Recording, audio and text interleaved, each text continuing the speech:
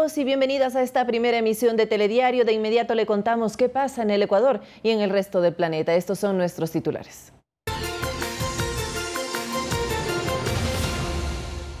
79 muertos deja como saldo la violencia entre bandas criminales en los 3 centros carcelarios de Guayaquil, Cotopaxi y Cuenca. La policía trabaja en la identificación de los cadáveres, pero el temor a nuevos brotes de violencia permanece.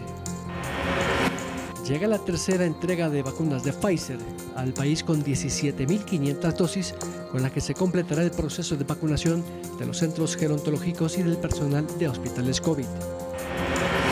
Proyecto de ley para defensa de la dolarización es enviado nuevamente a la Asamblea Nacional tras las correcciones de forma que recomendó el Consejo de Administración de la Legislatura.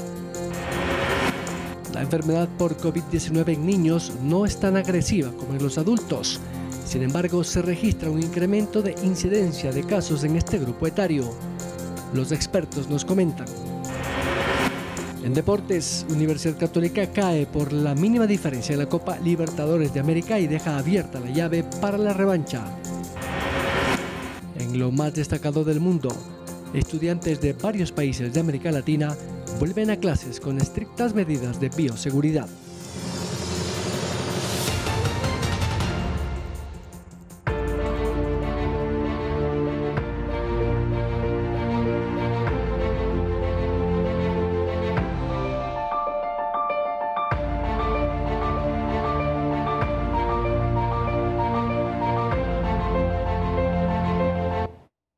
Comenzamos. A 79 muertos se elevó la cifra de privados de la libertad tras los motines en los centros de rehabilitación social de 3 provincias. El presidente de la República y otros organismos se solidarizaron con las familias de las víctimas, mientras que ex guías penitenciarios que fueron cesados de sus cargos en el año 2016 hicieron un pedido a la Corte Constitucional para retornar y ayudar en la vigilancia y el control. Y el dolor invaden los exteriores de los 4 centros carcelarios en las veredas y puertas de la Regional 4, la Penitenciaría de Guayaquil, el Centro Regional de la Sierra Centro en Cotopaxi y en Turi, en la provincia de La Suay.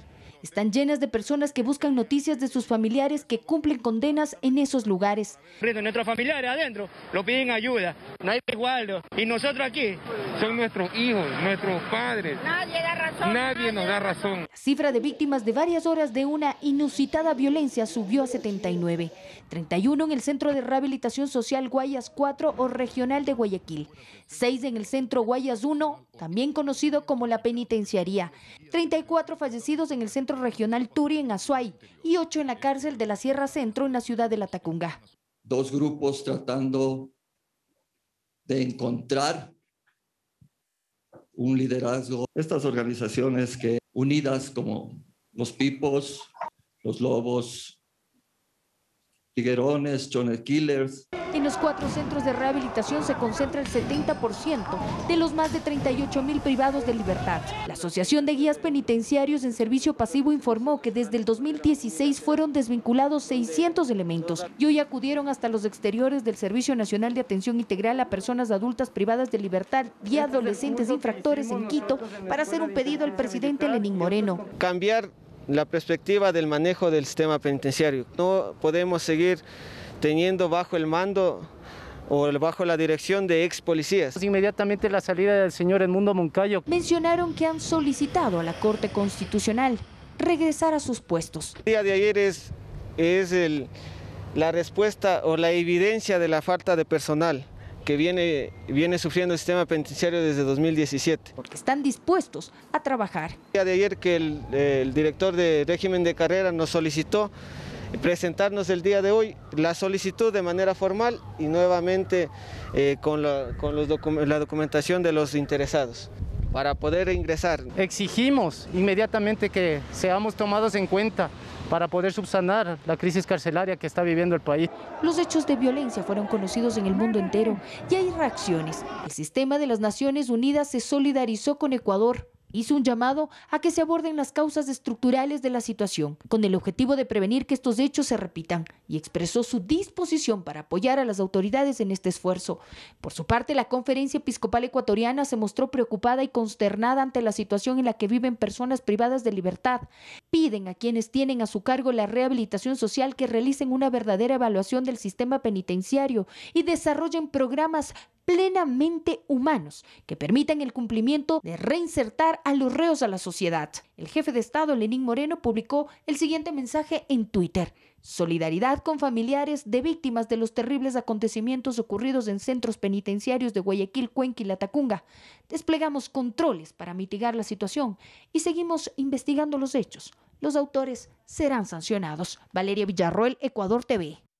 Y precisamente el presidente Moreno se pronunció sobre los hechos violentos en las cárceles del país. En un mensaje difundido, el mandatario informó que se dispuso de un presupuesto necesario para suplir la falta de recursos y explicó que las Fuerzas Armadas seguirán las 24 horas, los 7 días, estando en las exteriores de la seguridad externa.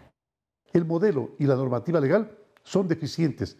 La sobrepoblación carcelaria bordea el 30%. Faltan recursos económicos y personal. He dispuesto al Ministerio de Finanzas destinar el presupuesto necesario para enfrentar este problema. En este contexto de caos actuaron los instigadores, ejecutores y cómplices de la barbarie de ayer, precisamente en un momento en el que vivimos los efectos de una pandemia mortal y atravesamos una crisis económica y además estamos en un proceso electoral. Vaya coincidencias. Lo de ayer no es casual, fue organizado desde el exterior de las cárceles e internamente orquestado por quienes se disputan el liderazgo y el tráfico de drogas en todo el territorio nacional. No es casual que en el 2008 se haya desmantelado la base de Manta. No es casual. No es casual que se haya provocado de esta forma el crecimiento del tráfico de drogas. Tampoco es casual que esto suceda después de las decenas de laboratorios de cocaína que hemos desmontado en Manabí. Ni es coincidencia tampoco que esta sea la respuesta a la incautación de 128 toneladas de droga en el 2020, una cifra récord en la historia del país. Tampoco es casual la coincidencia con la reciente denuncia de la prensa colombiana sobre el supuesto financiamiento del ELN a campañas políticas de Ecuador. Hemos activado el puesto de mando unificado, declaramos zonas de máxima alerta a los centros penitenciarios y restablecimos de esta forma el control en su interior. Las Fuerzas Armadas apoyarán con el control de armas, explosivos y municiones en el perímetro externo de los centros de rehabilitación social durante las 24 horas del día y por el tiempo que sea necesario. También he dispuesto a los ministros que en el ámbito de sus competencias redefinan los parámetros de la política de seguridad penitenciaria en concordancia con el escenario actual. Y después de la matanza de decenas de reos en la cárcel del Turi en las afueras de Cuenca, la situación es de tensa calma, pero los familiares de los fallecidos no tienen idea del paradero de sus allegados. Entre tanto, el alcalde de la ciudad, Pedro Palacios, exigió a las autoridades penitenciarias que trasladen a los más peligrosos a otras cárceles y que se reestructure el centro en vista de la inseguridad que representa para esa ciudad. Los familiares desconcertados llegaban al centro forense, algunos ya con los féretros para llevárselos. Esto en medio del dolor y la impotencia, pues en algunos casos pudieron conversar con ellos antes de morir. Ya se queda la llamada abierta y estaban los disparos, los sonidos de las motosierras, de todo, ahí se escuchaba horrores y se quedó el teléfono ahí, yo en la línea. Imagínense la desesperación de un... Pero quienes están más desconcertados son los que no saben si su familiar murió o no, pues solo se confirman 13 cuerpos identificados de un total de 34 en la cárcel del Turi. Es una tremenda masacre, la cual no se debería dar aquí. Deberían controlar las autoridades todas estas bandas terribles que hay aquí en todas las cárceles a nivel nacional. La policía permanece custodiando el lugar, pues como pasan las horas, más personas preguntan si su amigo o familiar está en la morgue. Pero mientras esto sucedía, el alcalde de Cuenca, Pedro Palacios, se reunía con los sectores productivos y enérgicamente planteaba una medida urgente. Que se trasladen, aunque ya escuché en el transcurso de la madrugada, pero que se trasladen todos los presos de alta peligrosidad a las cárceles que fueron creadas para ello, no a la cárcel de Cuenca, que es regional. A esto se suma el que los presos del Turi sean de una zona específica. Que esta cárcel sea para lo que fue concebido, para las personas privadas de libertad de Azuay, Cañar y Morona, Santiago. Y para ello solicitamos que se nos entregue el listado de quienes están al interior de la misma para evidenciar la procedencia de cada uno de ellos. Y también hay incertidumbre alrededor del centro de detención El Litoral en las afueras de Guayaquil. Los familiares de los asesinados intentan recuperar sus cuerpos, pero el lugar aún es peligroso, pues se han dado algunos focos de violencia al interior. Las vías de acceso al perímetro también están cerradas por precaución. La incertidumbre continúa en las afueras del Centro de Privación de Libertad Zonal 8. El movimiento agitado de policías y guías penitenciarios daban cuenta de que algo estaba sucediendo en el interior. Esto y algunos mensajes que los reclusos envían a sus familiares vía WhatsApp los mantienen en zozobra. Me van a matar, ¿sí entiendes eso? No, mi amor, esto no se queda tranquilo. Tú sabes que ya intentaron matarnos y ya, pues como no se abrieron esos candados. Mientras que otras personas llevan más de 24 horas buscando información. El que está dentro es mi hijo. ¿El video quién le pasó? No sé, por ahí una amiga lo carga. Que le sacan el corazón a un chico. Madres, hijas, esposas, hermanas están a la espera de la publicación de la lista de los 37 fallecidos para ver si allí constan sus allegados. Mi hijo está por una tontería prácticamente. Yo quiero que lo ayuden a sacarlo antes de que lo vayan a matar. Deberían tenerlos clasificados. Cuando tú mataste te vas donde los criminales. Tú violaste te vas donde los violadores. Luego de unos minutos la presencia de ambulancias era señal de que los enfrentamientos se habían reanudado. Están las puertas abiertas para que entren y lo maten nomás.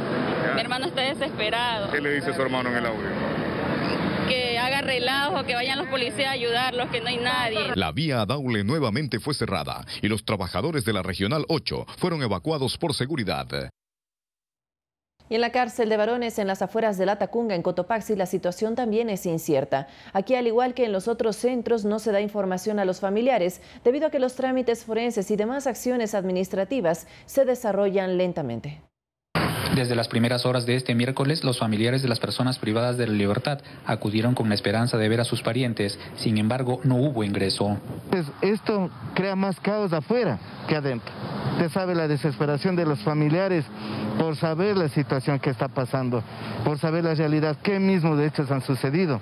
Trámites no hay nada, visitas de abogados no hay nada, lo único que están recibiendo es solamente los kits para los PPLs que cada 2 meses lo están solicitando. Mari llegó para hacer un trámite de prelibertad, pero le informaron que no estaban atendiendo. Yo solo iba a entregar esto. ¿Qué le dijeron? Que no están recibiendo estos documentos, que venga tal vez mañana. 2 camionetas con féretros llegaron esta mañana. Luego de los trámites en fiscalía, los primeros cuerpos fueron retirados de la morgue de La Tacunga. Los fallecidos fueron llevados a sus provincias. Existe preocupación entre los familiares de los muertos durante el motín. Con los nervios de punta. Sinceramente estamos bien destrozados porque uno como madre, tengo a mi hijo aquí preso y la situación que pasan aquí es demasiado fatal.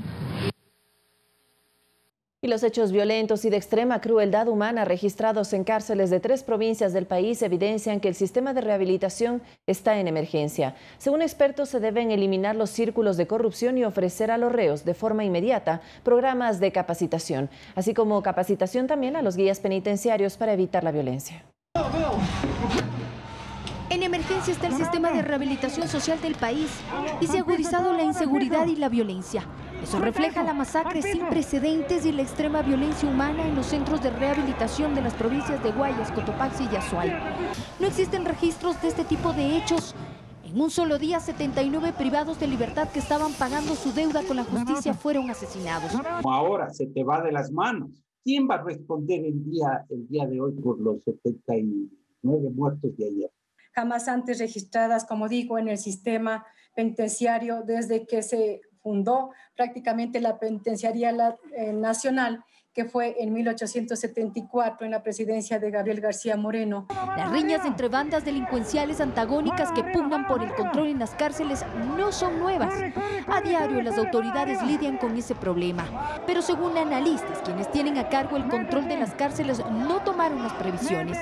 Luego del asesinato del líder de la banda de los choneros, alias Rasquiña. Los privados de libertad saben que el personal no está listo ni presto para reaccionar. Es más, ellos los han intimidado tanto que hasta los han secuestrado momentáneamente para luego negociar a cambio de ¿qué? Déjame hacer lo que yo quiero aquí en mi territorio. En este país hay corrupción en todo y en las cárceles hay más corrupción y entonces ahí ingresa todo un preso puede conseguir casi cualquier cosa si tiene los medios. En noviembre de 2018, el Ejecutivo dispuso que el Ministerio de Justicia se transforme en 2 secretarías. Una de ellas es la de Servicio de Atención a Personas Privadas de Libertad.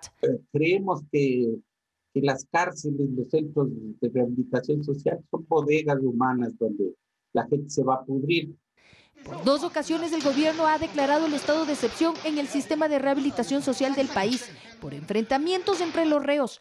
El primero en julio de 2019, que finalizó en agosto. El director del SNAID, Edmundo Moncayo, dijo que invirtieron $20 millones para el fortalecimiento de esa institución. El segundo estuvo vigente entre agosto y noviembre de 2020. Ahí se realizó una redistribución de los reos. Habiéndose aperturado un pabellón, creo, de La Roca, no se haya podido reubicar a estas bandas. Es urgente tomar decisiones para preservar la vida y la integridad de quienes permanecen en esos espacios. Se maneje seguridad máxima y máxima especial. Es decir, tienen que llevar un régimen de custodia y de progresividad. Sugieren una reelaboración total para convertir las cárceles en centros de cumplimiento de penas. Y dice la Constitución del sistema tendrá como prioridad el desarrollo de las capacidades de las personas sentenciadas. Una adecuada e idónea preparación de guías penitenciarios en una escuela de formación. Ellos son los que determinan la custodia y la ubicación y reubicación de los privados de libertad. Y un mayor rigor en los controles de ingreso. También mirar experiencias de otros países para adoptar cambios. Los centros de los países europeos, sobre todo, tienen un máximo de capacidad de 500. Y aquí nosotros tenemos ciudades penitenciarias que las hemos hecho sin consultar con nadie. Pero sobre todo, que la violencia termine. Por ahora, policías apoyan en el control interno y las Fuerzas Armadas en los exteriores para detectar eventuales amenazas. Valeria Villarroel, Ecuador TV. Y en otro tema, 2 exdirectores y 2 funcionarios del Instituto de Seguridad Social de la Policía Nacional fueron detenidos por su presunta participación en el delito de peculado. El ministro de Gobierno, Patricio Pazmiño, señaló que luego de haber detectado el mecanismo de perjuicio al ISPOL y tomar decisiones para frenar esta irregularidad y entregar a la Fiscalía la evidencia, la justicia tiene que hacer su parte. Los detenidos son los generales Enrique Espinosa de los Monteros, quien se desempeñó como director general del ISPOL durante 2013 al 2015, y el general David Proaño, vocal del Consejo Superior de 2012 a 2015, director general y vocal del Comité de Riesgos de Inversiones entre 2016 y 2019. El general Proaño fue separado de su cargo y destituido de la policía tras conocerse que en su administración se realizó inversiones por más de $500 millones con las empresas IBECORP y HIBF de Jorge Osvaldo Cherres, alias El Mago. Recursos invertidos que hasta el momento no se pueden recuperar. Primero, eso no compete ni al ISPOL ni compete al señor general Proaño.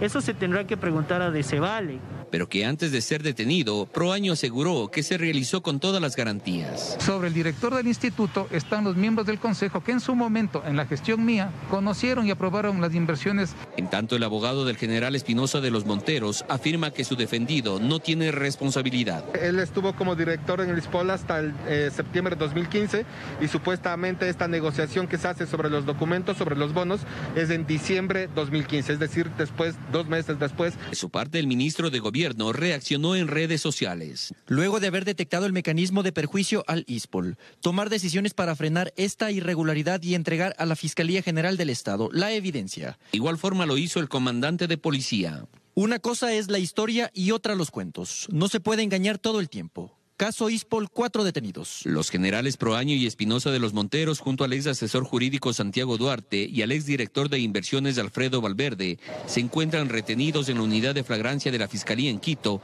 a la espera de la audiencia de vinculación.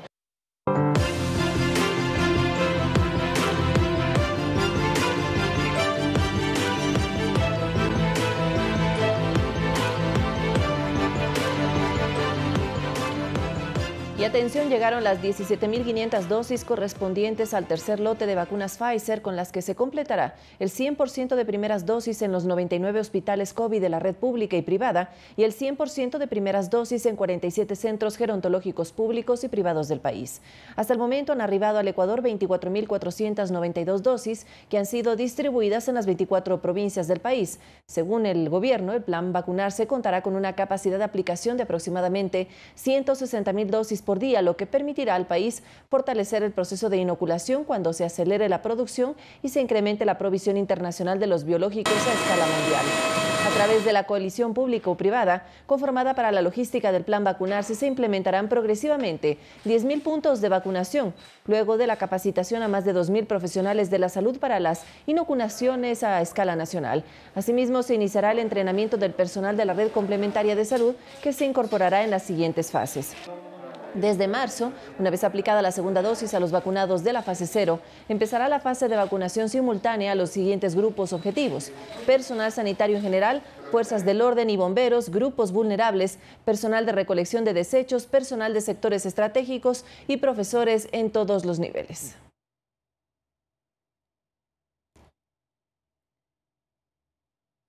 De su lado, la alcaldesa de Guayaquil confirmó que adelanta negociaciones con el proveedor chino de vacunas para la adquisición de 2 millones de dosis, una vez que el Ministerio de Salud y la Agencia de Control ARSA avalen la seguridad del medicamento. La idea es vacunar a 1 millón de personas, las que saldrán del padrón electoral domiciliadas en la urbe.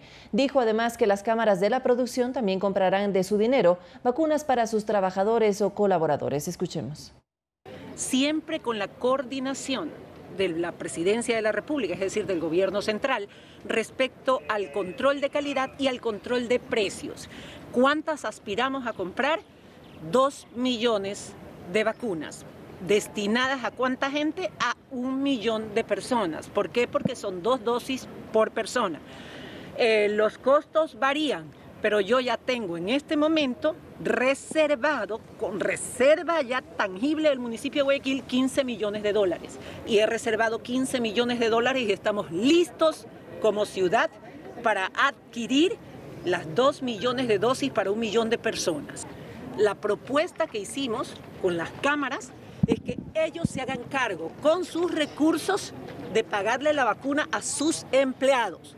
Los empleados recibirían las vacunas gratis por parte de sus empleadores. ¿Cómo íbamos a impedir las ciudades que vamos a vacunar que no vengan de otras ciudades a vacunarse? Es sencillo. El padrón electoral.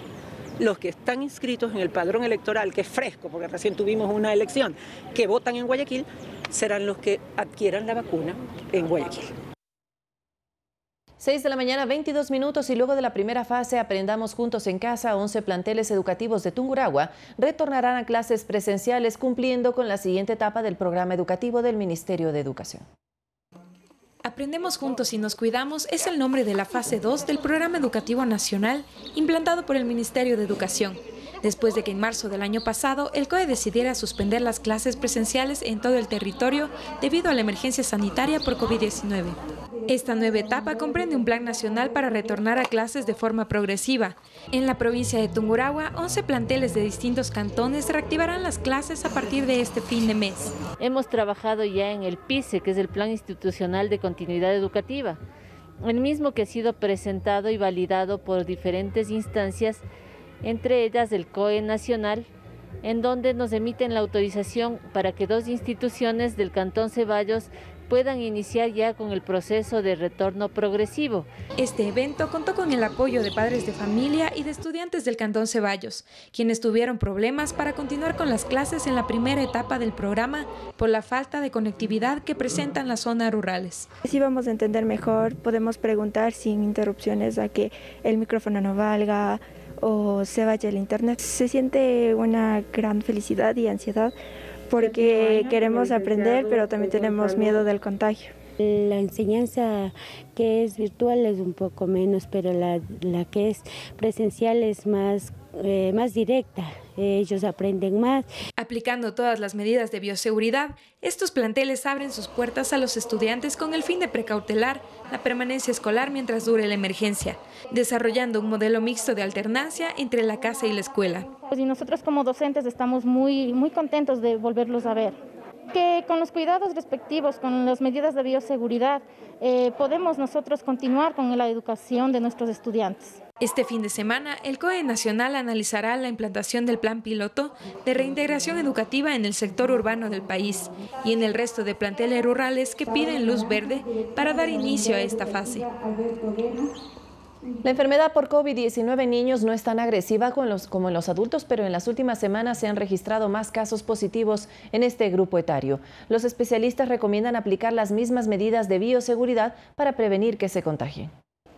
Los datos de la situación actual de Quito preocupan a las autoridades. Las camas de cuidados intermedios bordean el 90% de ocupación. Las unidades de cuidados intensivos se encuentran saturadas y hay una lista de espera para acceder a estos servicios de al menos 65 personas. Según explica César Díaz, secretario de Seguridad de la ciudad, si esas personas no encuentran un espacio, probablemente serán 65 muertes más a causa de esta enfermedad. Esto está enmarcado en las irresponsabilidades, en las inconductas que nosotros observamos cada fin de semana. Un promedio de fiestas de 200 jóvenes menores de edad, con niños. Esta semana la capital superó los 89.000 contagios en lo que va de la pandemia y también los niños y adolescentes están padeciendo los estragos que deja el virus. Francisco Mora, coordinador de vigilancia epidemiológica del Hospital IES Quito Sur, señala que a la emergencia llegan cada día unos 60 pacientes pediátricos con sintomatología respiratoria. El 80% de estos que tienen COVID salen hacia las casas, puesto que la sintomatología, como siempre se ha dicho, es menor a la de los adultos. De ese 20% restante que necesita hospitalización, puede ser una observación de 24 horas en la propia emergencia y otros que pueden subir a piso entre un 10% de la totalidad. De ese 10%, el 1% llega a unidad de cuidados intensivos. Hugo Espejo, especialista en medicina crítica, explica que la complicación en este grupo etario es el síndrome inflamatorio multisistémico, que como su nombre lo indica, afecta a varios órganos y tejidos. Entre esos, corazón, la parte pulmonar, la parte gastrointestinal, en piel, es decir, ataca a varios órganos por esta inflamación increíblemente fuerte, rápida que tiene este paciente pediátrico. Sin embargo, la mortalidad en pacientes pediátricos también es baja. Aunque muchos niños son asintomáticos, no hay que olvidar que son portadores del virus y que sus familiares pueden llegar a contagiarse. Para prevenir que se enfermen, los cuidadores deben seguir las mismas recomendaciones conocidas: el lavado frecuente de manos, el uso permanente de la mascarilla, evitar las aglomeraciones y aplicar el distanciamiento social, pero además manejar buenos hábitos de higiene, una muy buena alimentación, no descuidar los controles mensuales que se debe realizar a cada uno de los pacientes pediátricos, sea con su pediatra de confianza o sea a través de la institución pública. Adicionalmente, es importante que se cumpla el esquema de inmunizaciones. Vanessa Herbaz, Ecuador TV. La gobernadora de Imbabura, María Gabriela Jaramillo, presentó una denuncia contra las personas que habrían sido responsables de la fiesta con 3.000 asistentes realizada en Otavalo, que no tuvo autorizaciones de la Intendencia y en la que hubo amenazas a funcionarios y desacato a la autoridad. 20, 30 efectivos policiales frente a 500, 600 personas que se encontraban alrededor de las 6 de la tarde, 7 de la noche aproximadamente en el sector. En la mañana también el equipo armó un operativo y trató de ingresar a la comunidad, pero lamentablemente las garantías no se prestaban para que podamos actuar. Le comento que desde Intendencia General de Policía queremos sentar un precedente y basados en el artículo 282 del COIP es que precisamente ingresamos una denuncia a la Fiscalía General del Estado. Hemos sido bastante reiterativos con los gobiernos autónomos descentralizados, solicitándoles que se generen más ordenanzas sancionatorias que nos permitan, pues mediante un trabajo en conjunto y en equipo, porque los gobiernos autónomos descentralizados también tienen la competencia en materia de seguridad y también son responsables de controlar sus territorios. Estamos invitando nuevamente a los señores alcaldes de la provincia de Imbabura, de cada uno de los cantones, a fin de que podamos tomar las mejores decisiones. Y emplazamos también, exhortamos, necesitamos hacer un trabajo en equipo, necesitamos reforzar los controles y necesitamos aún más que cada institución asuma sus competencias de manera responsable. En otro tema, mediante decreto ejecutivo 1244, el presidente Moreno dispuso la escisión de la empresa en liquidación Correos del Ecuador EP con la nueva empresa Servicios Postales del Ecuador EP, que garantizará el mantenimiento del servicio postal universal bajo un nuevo modelo de gestión. La empresa de correos en proceso aún de liquidación mantiene una cartera de 8.4 millones de dólares entre no registro y no conciliación de activos, subvaloración de obligaciones y pasivos no registrados. Con este panorama, el gobierno intenta mantener su obligación constitucional de brindar el servicio postal, pero bajo una nueva estructura gerencial, más dinámica y menos burocrática, con la participación de nuevos socios estratégicos en la entrega y distribución de paquetería.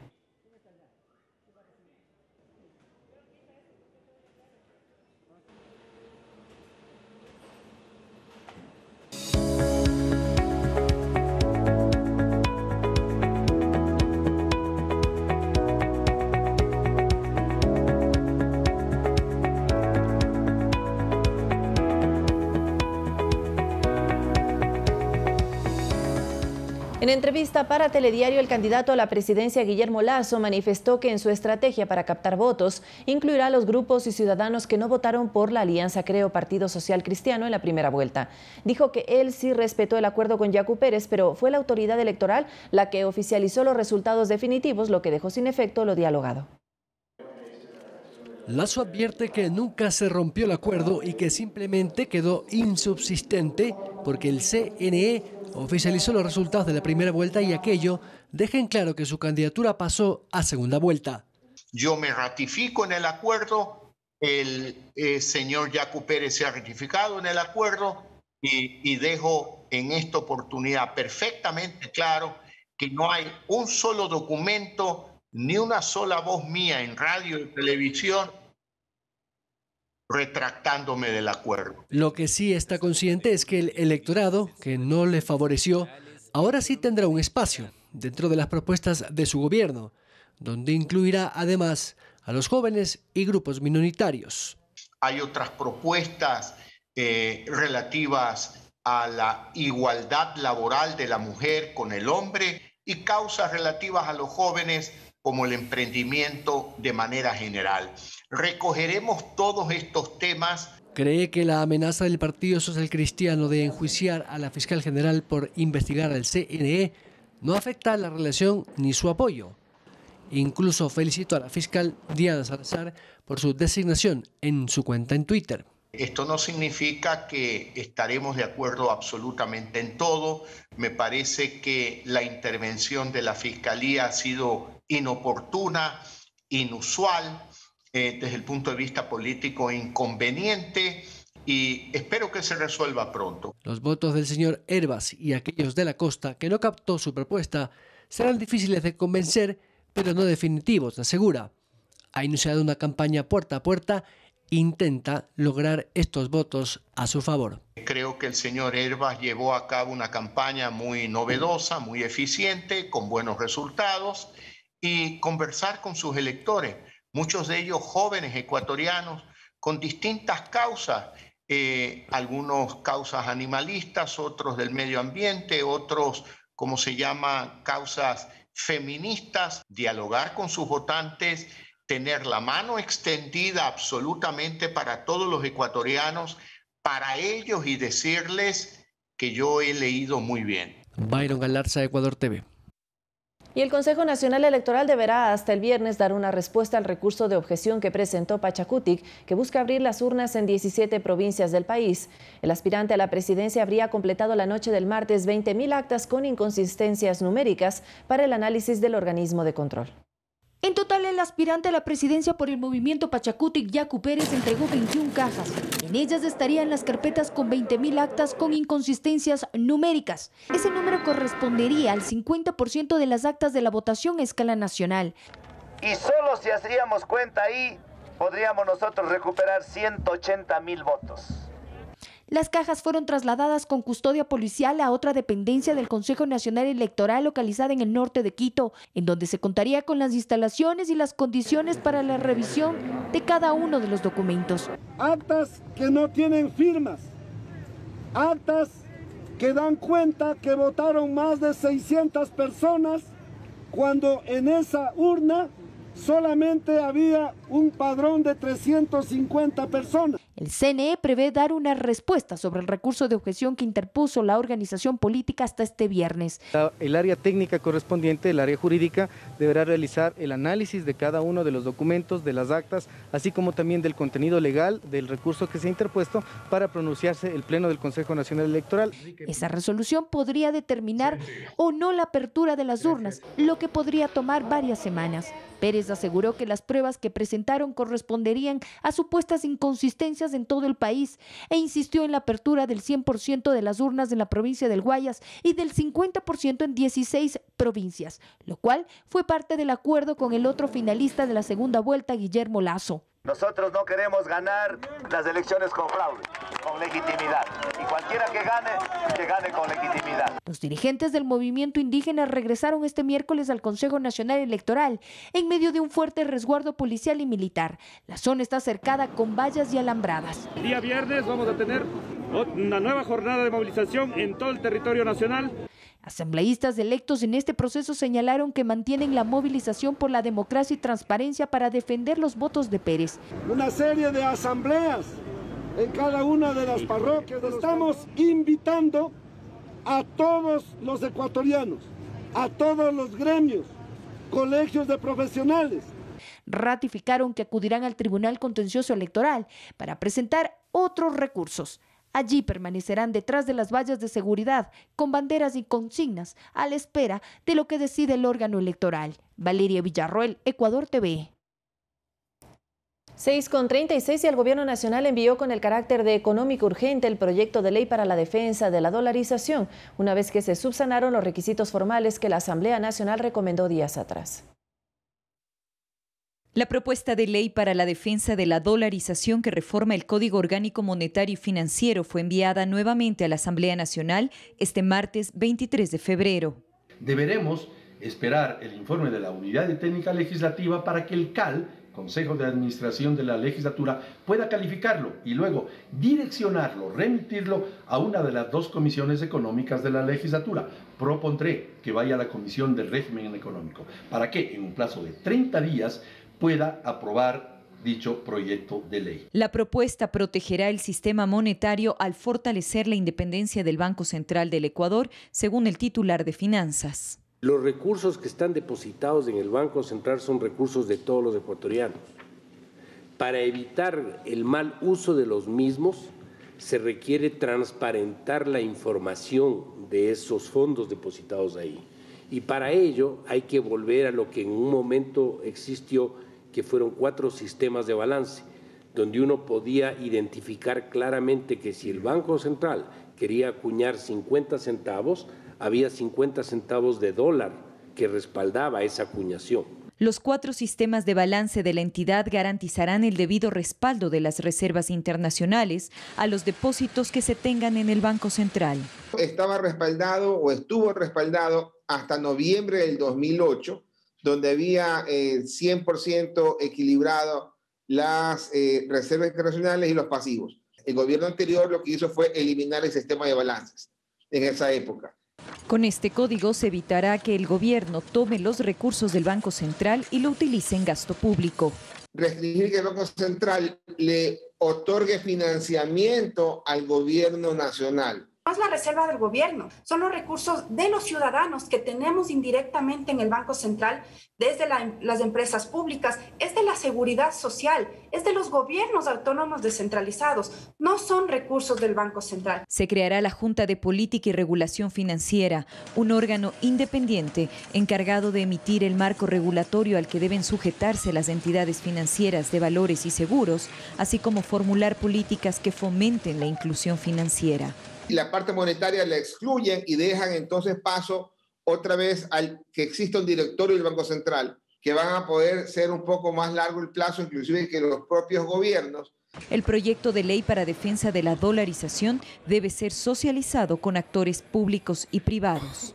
Con la participación del ministro de Economía y Finanzas, de la gerente del Banco Central y otros funcionarios públicos. Y además pediré la comparecencia de importantes actores del sector privado que conocen de la temática económica y nos llenen de los elementos de juicio necesarios para tramitar positivamente este proyecto de ley. La reforma legal implementa mejoras en la supervisión del sistema financiero y de la economía popular y solidaria para tranquilidad de los depositantes y estabilidad del sistema financiero nacional. Ana María Suárez, Ecuador TV. Atención a lo siguiente: ante el exceso de turnos retrasados y la cancelación de otros miles de turnos para renovación de licencias de conducir o trámites para nuevos documentos, la Agencia Nacional de Tránsito dispuso una nueva metodología para agilitar el servicio. Quienes tengan fechas posteriores a marzo y abril pueden acercarse y serán atendidos. Esto porque hay un 40% de deserción de usuarios que no usan su turno. A partir de las 12 del día, en todas las agencias a nivel nacional, usted se acerca con un turno que sea para otros meses, otros días, con los documentos necesarios para hacer la renovación o por primera vez, y les vamos a atender inmediatamente. La inasistencia de la gente vemos que es a partir de las 12 del día en la tarde, entonces hemos abierto toda la tarde para poder atender a los ciudadanos que tienen todos sus documentos. La licencia digital, que hemos trabajado conjuntamente con el Mintel en su plataforma, pues obviamente nos da un sostenimiento a todo este proceso. Tenemos ya 11.000 licencias digitales emitidas, ¿sí? Nuevas, y están con documentos vigentes. 6 de la mañana, 40 minutos. Es momento de hacer nuestra primera pausa en Telediario, pero ya viene Arturo Barriga con el segmento fanático. Quédese en nuestra sintonía.